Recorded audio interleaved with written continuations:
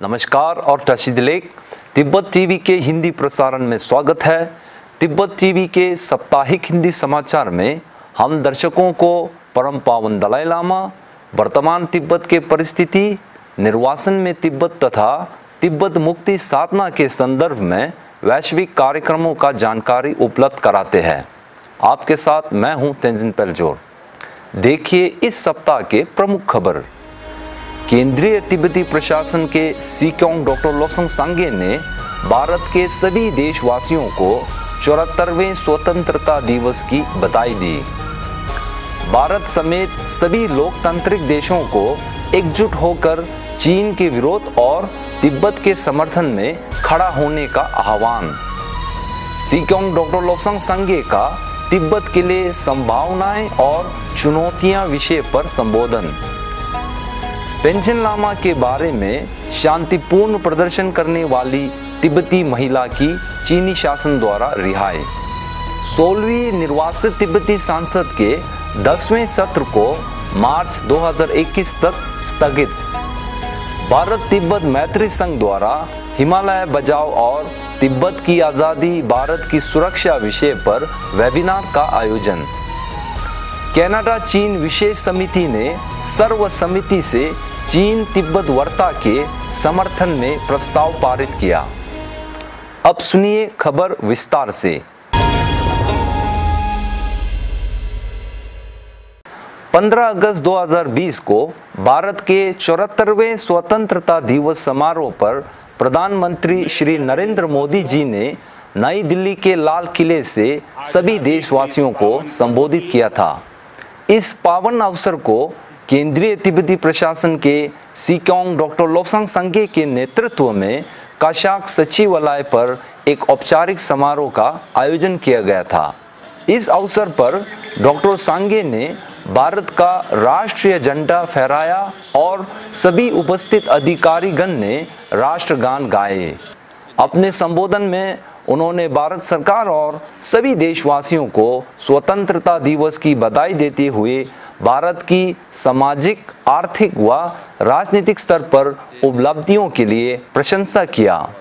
उन्होंने कहा कि जिस प्रकार भारत स्वतंत्रता आंदोलन में सफल हुआ है, उसी प्रकार तिब्बती लोग मध्यम मार्ग नीति के तहत संपूर्ण तिब्बत को वास्तविक स्वायत्तता प्राप्त करने में सफल होंगे। यही परम पावन दलाई लामा जी का आशीर्वाद है। उन्होंने कहा कि तिब्बती लोग भारत सरकार तथा जनता द्वारा प्यार और स्नेह के लिए हमेशा आभारी रहेंगे। आज भारत का 74th स्वतंत्रता दिवस में मैं भारत सरकार और जनता को मुबारक देना चाहता हूँ, क्योंकि ये 74 ईयर्स में भारत ने बहुत उन्नति किया हुआ है, इकोनॉमिकली, पॉलिटिकली, सोशली। तो भारत एक लोकतंत्र दिवस देश भी है, वहाँ पे यूनिटी इन डाइवर्सिटी भी है। इसलिए हार्दिक मुबारक कहना चाहता हूँ। और जितने भी तिब्बती हमारा परम पावन दलाई लामा जी और सबको अभी तक इतना सहायता किया, सपोर्ट किया, उसको भी हम इटर्नली ग्रेटफुल रहेंगे। आधिकारिक समारोह के बाद सीक्योंग डॉक्टर लोब्संग सांगे के साथ वित्त मंत्री श्री कर्मा यिशी और उप सभापति आचार्य यिशी फुनजोग ने धर्मशाला स्थित कांगड़ा जिला स्तरीय स्वतंत्रता दिवस समारोह में भाग लिया।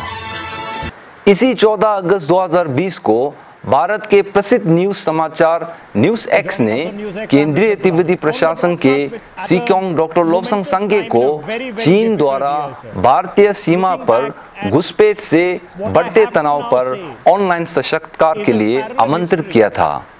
अपने संबोधन में डॉक्टर सांगे ने तिब्बत के बारे में अपना अनुभव साझा करते हुए कहा कि हमारे लिए चीनी सरकार का आश्वासन हमेशा से धोखा और त्रस्ती रहा है। जब कम्युनिस्ट चीन पहली बार तिब्बत में आया तो हमें उन्नति और प्रगति का वादा किया, लेकिन एक बार जब वे तिब्बत में प्रवेश कर सड़क निर्माण शुरू किया तब उन्होंने टैंक, बंदूक, ट्रक लाकर हजारों तिब्बतियों को मार डाला और 99% तिब्बती मठों को नष्ट कर दिया। वास्तव में कम्युनिस्ट चाइना तिब्बत को चीन और तिब्बतियों को चीनियों में परिवर्तित करना चाहते हैं। उन्होंने भारतीय मीडिया द्वारा तिब्बत के प्रश्न को लेकर युवा पीढ़ी में जागरूकता बढ़ाने के लिए सराहना की।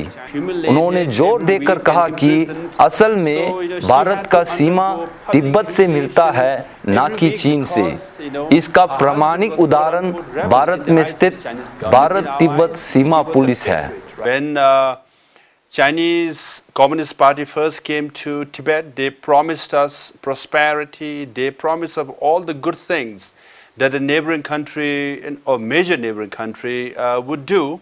But once they managed to enter Tibet, and once they managed to build one road connecting China to Tibet, then tanks, trucks, guns came and killed hundreds and thousands of Tibetans, destroyed 99% of monasteries and nunneries, destroy monks and nuns, prevent and stop Tibetans from practice their own religion, their own culture.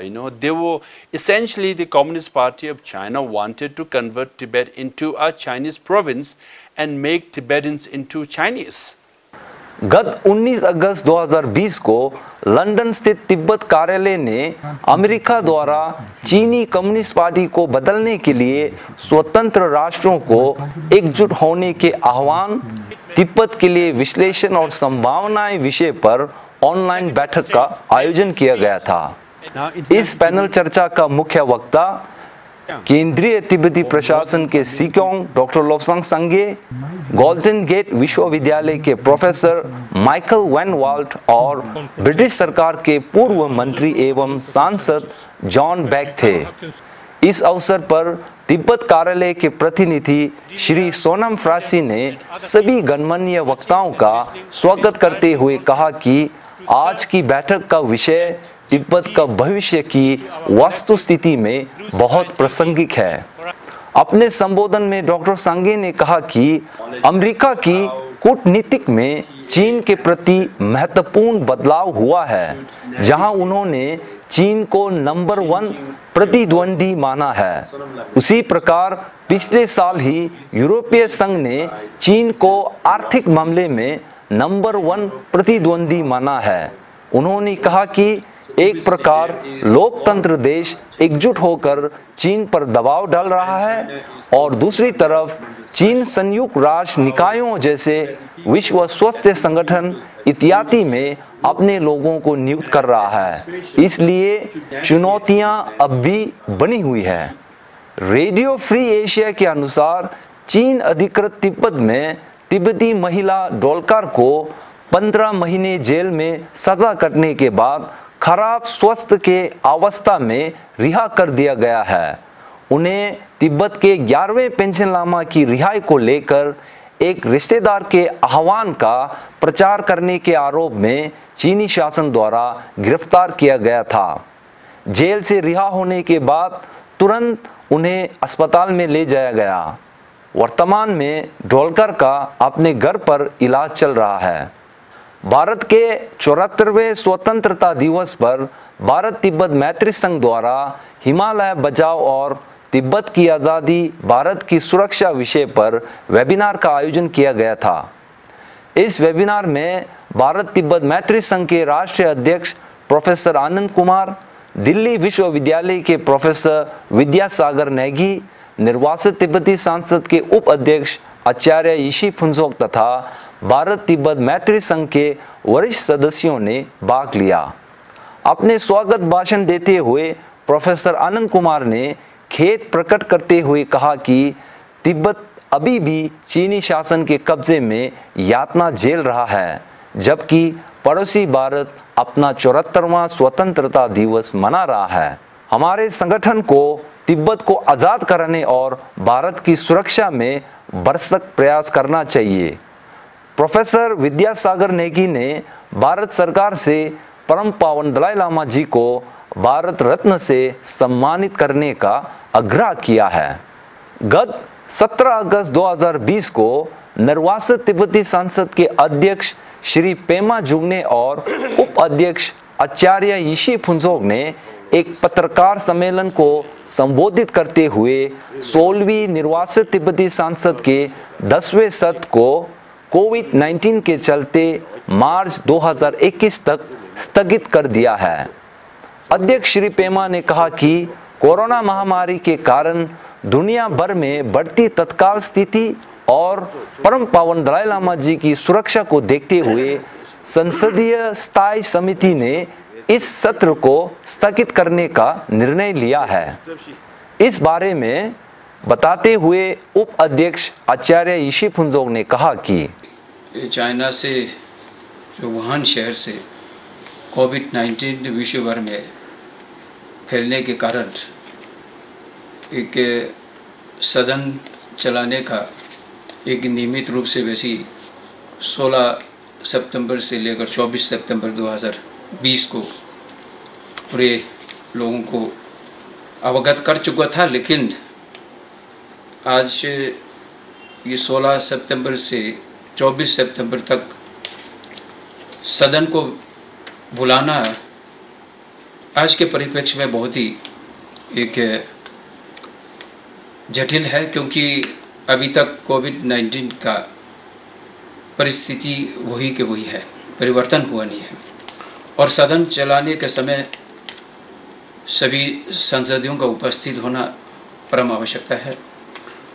और हमारे निवासित तिब्बत के संसद के सदस्यगण केवल भारत के राज्यों से नहीं परंतु पूरे विश्व में जहाँ निवासित तिब्बत के तिब्बतवासी जो जहाँ है वहाँ से प्रतिनिधि लोगों को यहाँ पधारना है और नियम के अनुसार, हमारे चार्टर के अनुसार इसको स्थगित करने का हमारे संसदीय स्टैंडिंग कमेटी की ओर से निर्णय ले सकता है।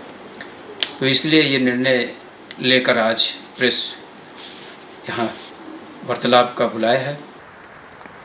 इसी 17 अगस्त 2020 को कनाडा चीन संबंधों पर विशेष समिति ने सर्वसम्मति से परम पावन दलाई लामा जी तथा केंद्रीय तिब्बती प्रशासन के प्रतिनिधि और चीनी लोक गणराज्य के प्रतिनिधि के बीच बातचीत के लिए कनाडा के समर्थन का प्रस्ताव पारित किया है। यह प्रस्ताव कनाडा सांसद गार्नेट जिन्स द्वारा पेश किया गया था। इस प्रस्ताव को पारित करने के लिए कनाडा तिब्बत समिति और वाशिंगटन तिब्बत कार्यालय के मार्गदर्शन में तिब्बत समूह और संगठन ने जागरूकता अभियान चलाया था। समिति द्वारा पारित इस सर्वसम्मत प्रस्ताव को कनाडा हाउस ऑफ कॉमन्स में सितंबर महीने में लाया जाएगा। इसी के साथ आज का खबर यही समाप्त होते हैं। अगले हफ्ते हम फिर मिलेंगे। धन्यवाद।